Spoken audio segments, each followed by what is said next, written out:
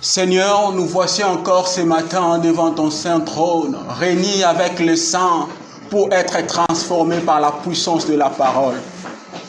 Saint-Esprit, nous te prions de te manifester puissamment dans cet endroit. Nous te désirons, Saint-Esprit. Transforme nos vies afin que nous puissions réellement ressembler à Jésus-Christ.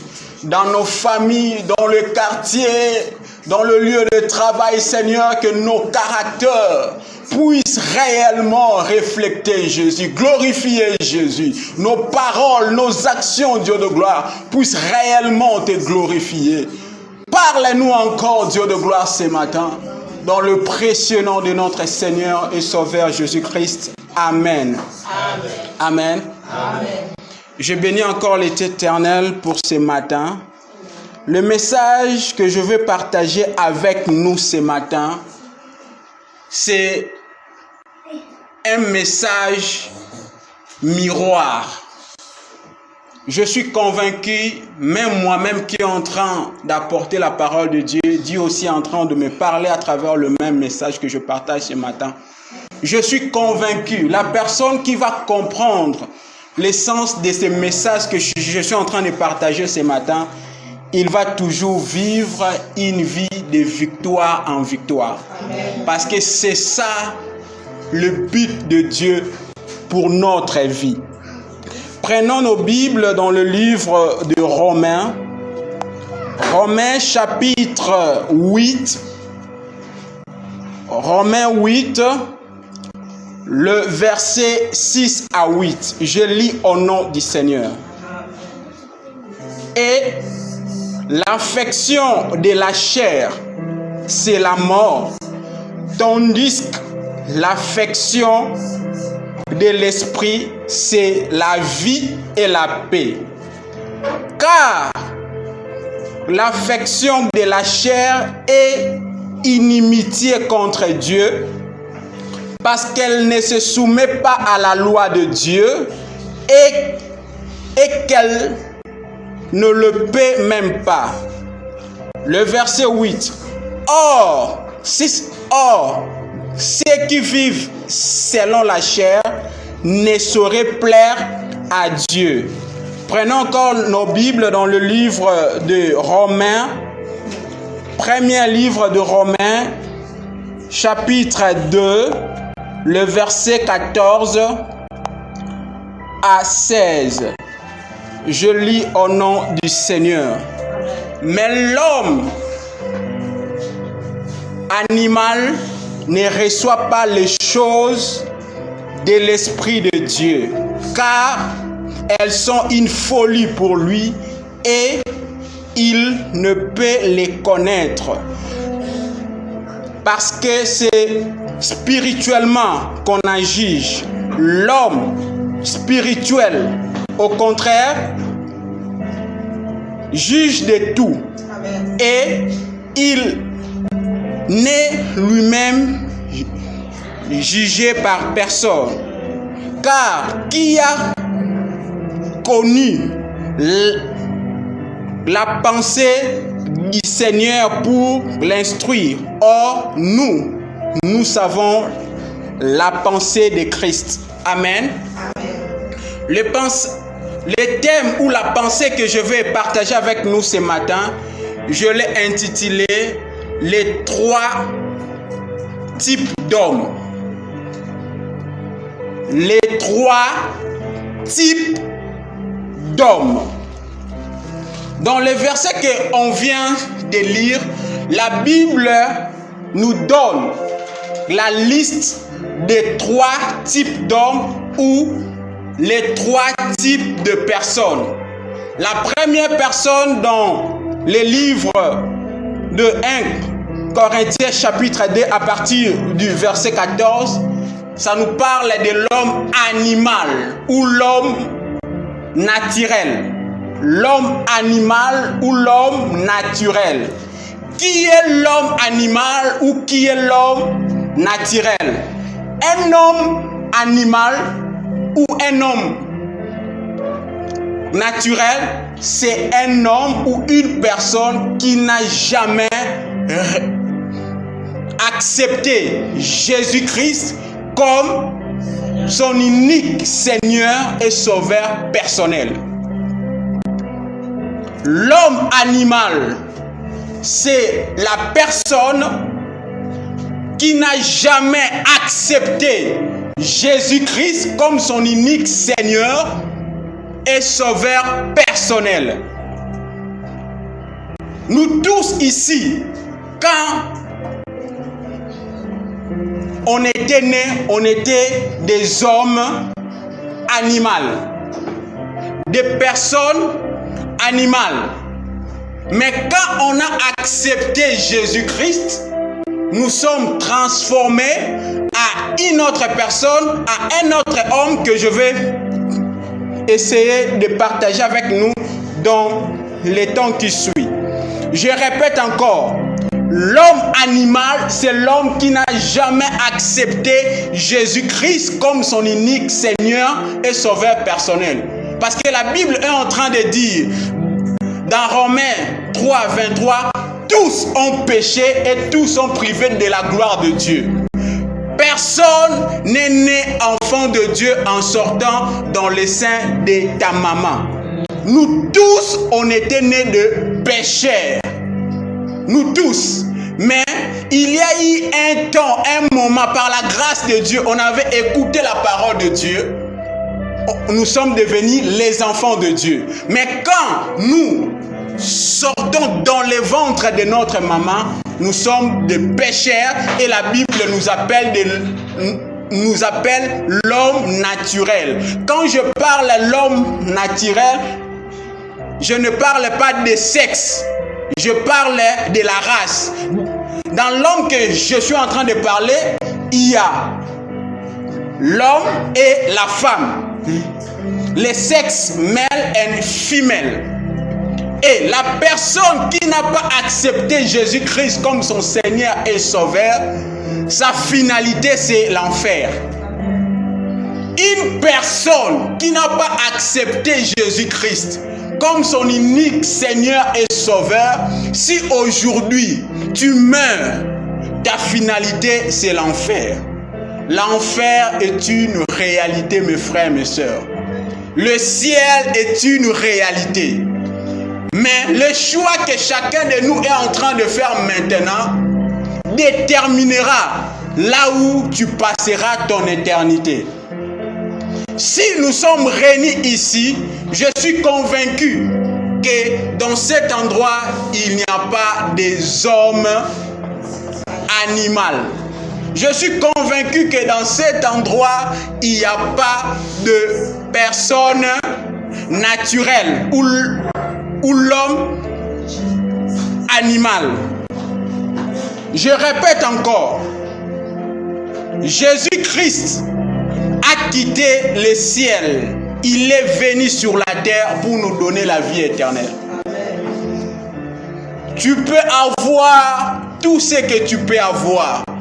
Mais si tu n'as pas la vie de Dieu au-dedans de toi, lorsque le temps prendra fin, ta finalité, c'est l'enfer. Je prie que cela ne puisse jamais être le partage de quelqu'un qui est dans cette salle ce matin au nom de Jésus-Christ. Une personne animale, c'est une personne qui n'a pas accepté Jésus-Christ comme son unique Seigneur et Sauveur. Et cette personne, sa finalité, c'est l'enfer.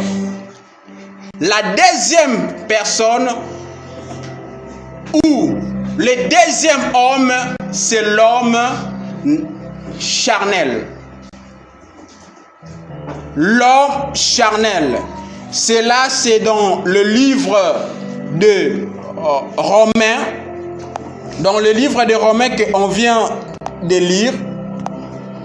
Romains chapitre 8. Si on commence à partir du verset 6, la Bible dit « Et l'affection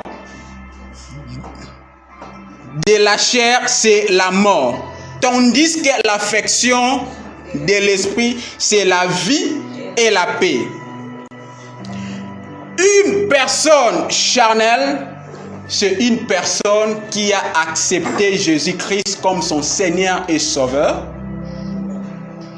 Mais c'est une personne qui n'est pas soumise à la transformation continuelle de la parole de Dieu par la puissance du Saint-Esprit.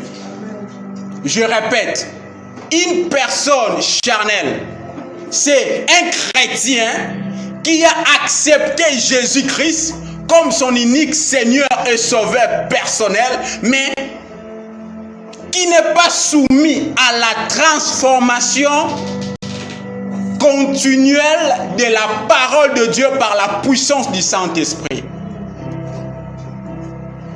Le problème d'être un chrétien charnel, une personne charnelle, un homme charnel, une femme charnelle, tu vas être la mauvaise représentation de l'image de Jésus que tu es en train de prier. Si tu es un chrétien charnel, tu vas être la mauvaise représentation de Jésus que tu es en train de prier. Quand les gens ils vont commencer à regarder ta vie, ils n'auront pas le goût de suivre ton Jésus. Même ta vie ne va pas donner les fruits qui glorifient réellement le nom de Jésus. Quand la personne t'insulte, tu insultes aussi. Les mêmes choses que tu faisais avant de rencontrer Christ, ce sont aussi les mêmes choses que tu vas commencer à faire même si tu es en Jésus-Christ. Pourquoi? Tu es conduit par ta chair. Je répète encore, un chrétien charnel, un homme charnel, une personne charnelle, c'est une personne qui a reçu Jésus-Christ comme son unique Seigneur et Sauveur personnel, mais qui n'est pas soumis à la transformation continuelle de la parole de Dieu par la puissance du Saint-Esprit. Les mêmes choses que tu faisais avant de rencontrer Christ, ce sont les mêmes choses que tu es en train de faire après avoir que tu as rencontré Jésus-Christ comme son unique Seigneur et Sauveur. Et pour connaître si tu es une personne animale, une personne charnelle, c'est très facile. Tes actions, c'est par rapport à tes sentiments. Tes paroles, tes émotions, tout ce que tu fais, ça ne glorifie pas Dieu. Si la personne t'insulte, toi aussi tu insultes. Si la personne te fait du mal, toi aussi tu fais le mal. Là, tu es une personne charnelle. Ta mentalité n'est pas transformée. C'est pour cela que la Bible est en train de dire dans Romains 12, 1 à 2, la Bible est en train de dire: ne vous conformez pas au siècle présent, mais soyez transformés par le renouvellement de l'intelligence.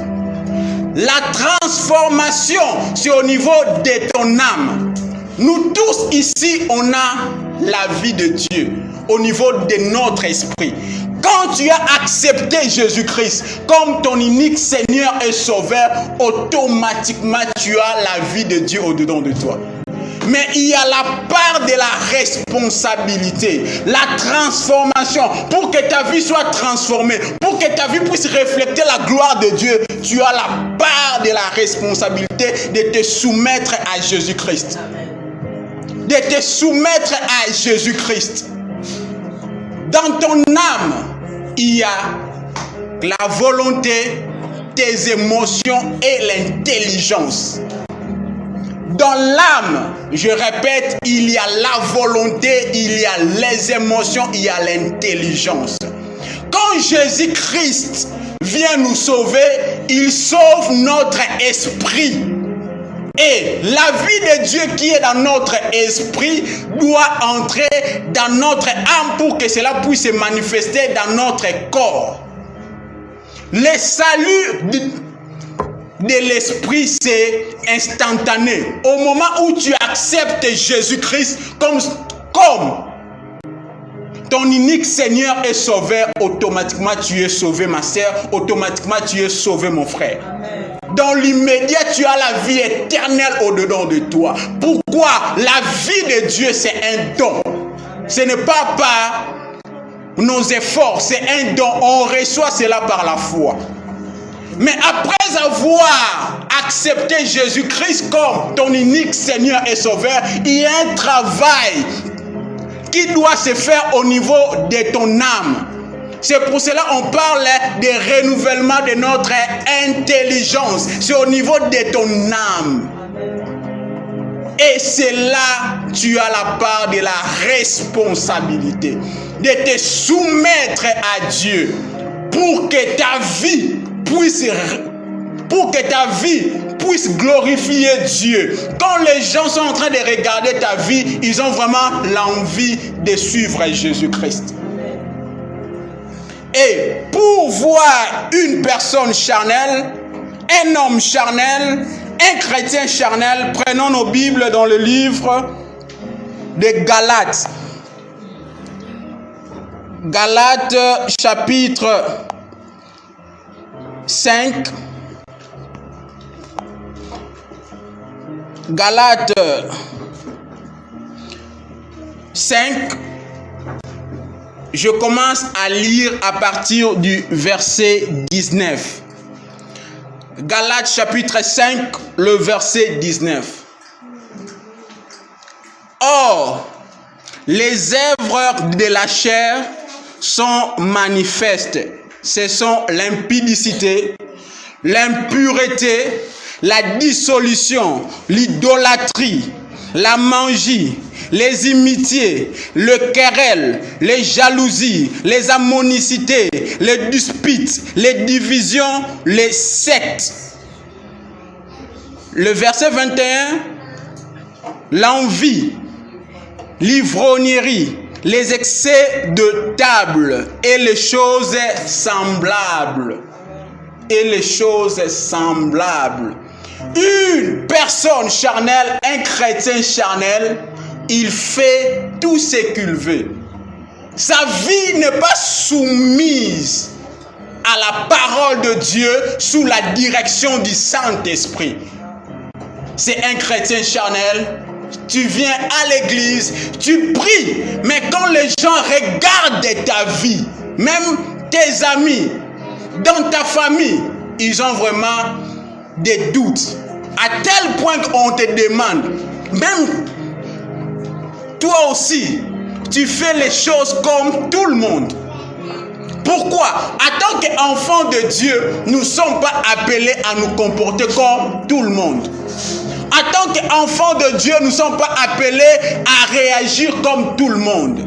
Je pèse bien mes mots. Tant que tu es un chrétien charnel, le diable aura la main mise sur toi. Tant que tu es un chrétien charnel, tu veux conduire ta vie comme tu veux, le diable aura la main mise sur toi. Pourquoi? Le diable va commencer à utiliser tes sentiments, tes émotions pour te conduire dans une mauvaise voie. Pour te conduire dans une mauvaise voie.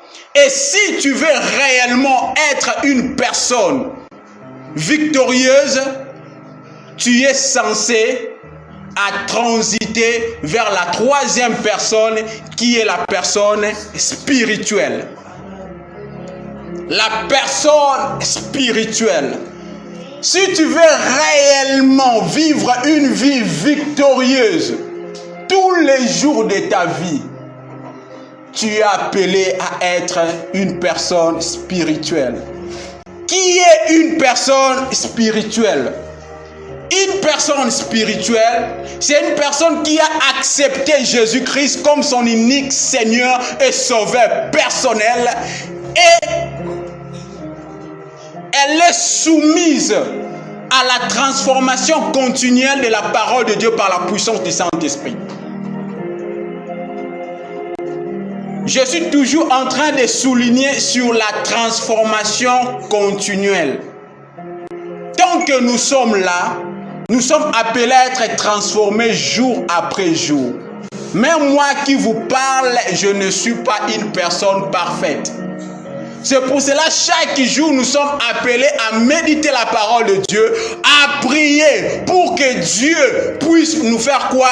Nous transformer afin de ressembler à Jésus-Christ. L'objectif de chaque fois que nous sommes réunis ici dans cet endroit, c'est pour ressembler à Jésus-Christ. Au-delà de trouver du mariage, d'avoir les visas pour le voyage, l'objectif principal, c'est de ressembler à Jésus-Christ. Tu peux avoir le mariage, tu peux avoir tout ce que tu en as besoin. Mais si ta vie ne ressemble pas à Jésus-Christ, tu as échoué. L'apôtre Paul, il disait toujours, soyez mes imitateurs comme moi-même je suis l'imitateur de Christ. Cela veut dire quoi? Tant que moi, je suis Christ, il faut me suivre. Au moment où moi-même qui est en train de prêcher, je ne suis plus Christ, il ne faut plus me suivre. Notre modèle principal, c'est Jésus-Christ. Chacun de nous, nous sommes appelés à ressembler à Jésus. C'est pour cela, dans la chanson qu'on avait chanté, on a dit, j'aimerais être comme Jésus. J'aimerais prier comme Jésus. J'aimerais pardonner comme Jésus. J'aimerais être comme Jésus. S'il y a une dimension que tu as appelée à désirer tous les jours de ta vie, quand tu pries, Seigneur, j'aimerais être comme toi. Pourquoi? Quand tu commences à ressembler à Jésus-Christ, le diable ne pourra rien faire contre toi. Le diable ne pourra rien faire contre toi. Le diable ne pourra rien faire contre toi. S'il y a un combat, je vais toujours répéter cela. C'est ton combat avec Dieu. Te soumettre à la volonté de Dieu. Est-ce que ce matin, tu peux décider que le Saint-Esprit puisse être la personne qui est en train de diriger ta vie, de conduire ta vie? Amen. Est-ce que ce matin, tu peux dire, Saint-Esprit, j'ai fait de mauvais choix dans ma vie, mais ce matin, je dis abandon, j'aimerais que tu puisses conduire ma vie. Un homme spirituel, c'est un homme qui est conduit par le Saint-Esprit. Une femme spirituelle, c'est une femme qui est conduite par le Saint-Esprit. Par le Saint-Esprit. S'il y a une clé pour vivre une vie de victoire, tu es simplement appelé à devenir une personne spirituelle, à devenir un homme spirituel, à devenir une femme spirituelle.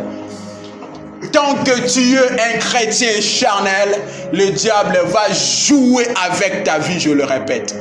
Jésus-Christ est en train de dire, le maître de ce monde, le prince de ce monde est en train de venir envers moi, mais il n'y a rien de lui en moi.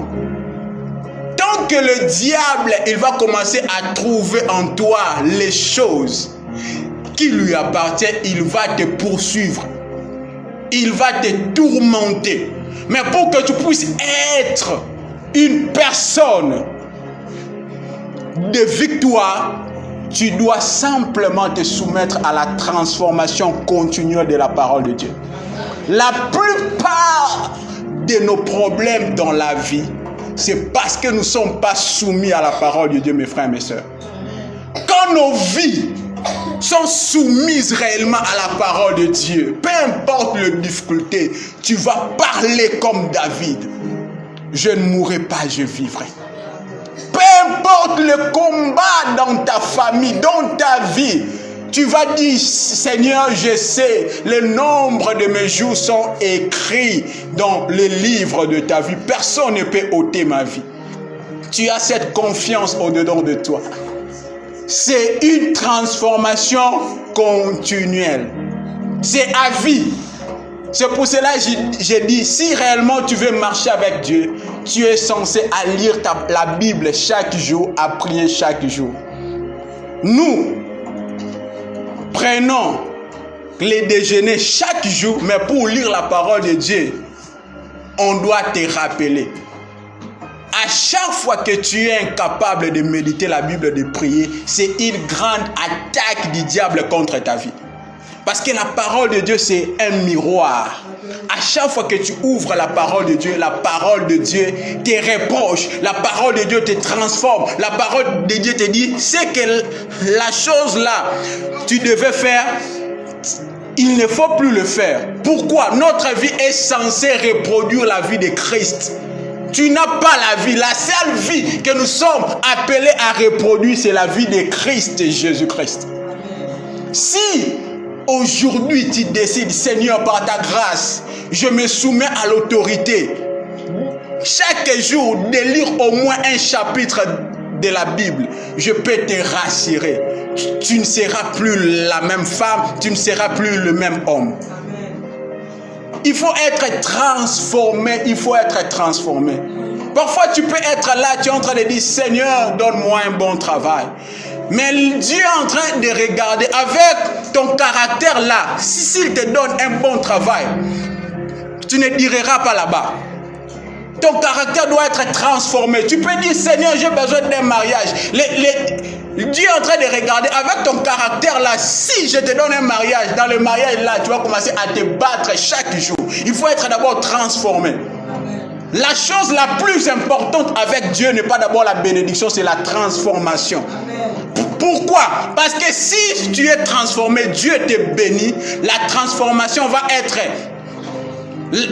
J'allais plutôt dire, si tu es transformé et que Dieu te bénit, la bénédiction que Dieu va te donner va être un avantage pour toi, même pour les gens qui sont autour de toi. Mais si tu n'es pas transformé et que Dieu te bénit, la bénédiction que Dieu il va te donner, ça va faire quoi? Te détruire.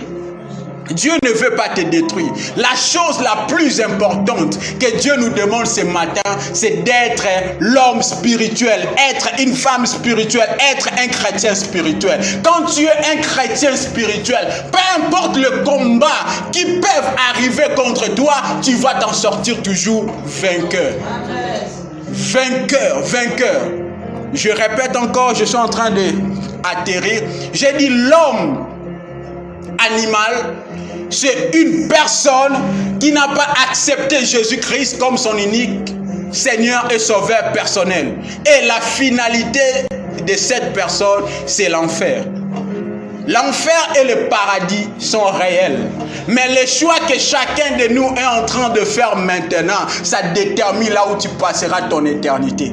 Mais je peux te rassurer, si tu as accepté Jésus-Christ comme ton Seigneur et Sauveur personnel, tu as déjà la vie éternelle. Il est vrai que tu as déjà la vie éternelle, mais ta vie pendant que tu es encore sur la terre doit refléter la gloire de Dieu. Ta vie, lorsque les gens regardent ta vie, ils doivent avoir le goût de suivre Jésus-Christ. C'est ça le but à laquelle Dieu il nous appelle. Et j'ai dit encore, un chrétien charnel, une personne charnelle, une femme charnelle, c'est une personne qui a accepté Jésus-Christ comme son unique Seigneur et Sauveur, mais qui n'est pas soumise à la transformation continuelle de la parole de Dieu par la puissance du Saint-Esprit. Tandis qu'une personne spirituelle, un homme spirituel, un chrétien spirituel, c'est une personne qui a accepté Jésus-Christ comme son unique Seigneur et Sauveur. Et cette personne est soumise à la transformation continuelle de la parole de Dieu par la puissance du Saint-Esprit. Chaque jour, chacun de nous a l'obligation de se soumettre à la parole de Dieu pour être transformé. En tant que l'homme, il y a des choses. Les péchés au singulier et la chair. Quand tu acceptes Jésus-Christ comme ton unique Seigneur et Sauveur, la nature adamique, pécheresse, mère, immédiatement. Et à ce moment-là, tu deviens enfant de Dieu. La chose qui te reste, c'est la chair. La chair. Et l'apôtre Paul est en train de dire, je crucifie ma chair chaque jour. 1 Corinthiens 9, je conclue là, 1 Corinthiens 9, à partir du verset 24. 1 Corinthiens chapitre 9, à partir du verset 24. Ne savez-vous pas, ceux qui courent dans les stades courent tous, mais qu'un seul remporte le prix. Courez de façon à les remporter. Tous ceux qui combattent s'imposent toute espèce d'abstinence et ils le font pour obtenir une couronne corruptible, mais nous faisons-le pour une couronne incorruptible. Le verset 26. Moi donc, je cours non comme à l'aventure, je frappe non comme battant l'air, mais je traite durement mon corps et je le tiens assis, je tue, de peur d'être moi-même rejeté après avoir prêché aux autres. Le plus grand combat que chacun de nous a pour tous les jours de ta vie, c'est d'être le maître de ta chair, c'est-à-dire le maître de tes émotions, de tes sentiments. Et cela n'est possible que si toi-même tu te soumets à l'autorité de la parole de Dieu. Cela est possible que si toi-même tu te soumets à l'autorité de la parole de Dieu. Je répète encore. Dans les 3 hommes que je viens de parler ce matin, toi-même, tu es conscient là où tu es. Mais le but de Dieu est que nous puissions être l'homme spirituel. Et la Bible est encore allée très loin dans le livre de Galates, chapitre 5, 16, 24. Si vous lisez, la Bible dit, la personne qui est conduite par le Saint-Esprit ne commet pas les désirs de la chair. Il est très important. Si tu veux réellement être victorieux pour tous les jours de ta vie, fais l'effort chaque jour de ta vie, expose-toi à la méditation de la parole de Dieu, expose-toi à la vie de prière personnelle, dis à Dieu, Seigneur, je m'aimerais ressembler à toi. Si tu es ressemblé à Jésus-Christ, je peux te rassurer, ta vie, peu importe les difficultés, tu vas toujours t'en sortir vainqueur. Tu vas toujours t'en sortir vainqueur. Faisons l'effort, même moi qui est en train de prêcher, de ressembler à Jésus-Christ. De ressembler à Jésus-Christ. Si à chaque fois que nous venons à l'église, au-delà d'avoir un bon travail, le mariage, au-delà de tout, le premier but pour lequel nous sommes ici, c'est de ressembler à Jésus-Christ. Quand tu ressembles à Jésus-Christ, peu importe le lien de ta famille, cela ne va pas te reconnaître. Pourquoi tu as une nouvelle identité. Peu importe le combat de ta famille, cela ne va pas te reconnaître. Pourquoi? La vie de Dieu a envahi toute ta vie. C'est pour cela la Bible est en train de dire, celui qui est en vous est plus grand que celui qui est dans le monde. Peu importe le combat que tu peux avoir dans ta vie, dans ta famille, je te donne une clé. Fais l'effort de ressembler à Jésus. Quand tu ressembles à Jésus, certains combats vont tomber. Tu vas être victorieuse par la puissance du Saint-Esprit. Que Dieu puisse bénir sa parole au nom de Jésus-Christ. Amen. Amen. Amen. Amen.